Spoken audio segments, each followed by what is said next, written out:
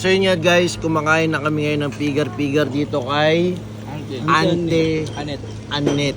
Ayan, sobrang solid dito. Bakit kamo? Bakit? Kasi nung nag-request kami ng extra gulay, tingnan mo naman kung ano yung binigay. Bro, pakita mo bro. You know, isa pa. Sobrang dami. You know, sobrang dami. Diba? So, grabe talaga yung ano dito. Pigar-pigar. In order pala namin pigar-pigar 3/4. Solid ba boy? Solid? Solid ba boy? Dami. Solid.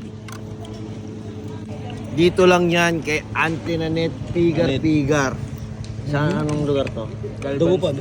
Calvan Street, Dagupan. Dagupan City. City ba? Dang. Okay. From Manila to Dagupan. Hey. Solid. Ang sarap ng pigar-pigar. Solid. Daming gulay. Pag nag-request ka, tas only sabaw. Yung sabaw pa nila pag nag-request ka ng taba.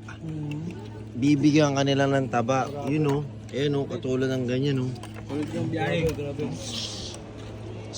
Sulit ang biyahe, no. Ante Anet's Pigar-Pigar, guys.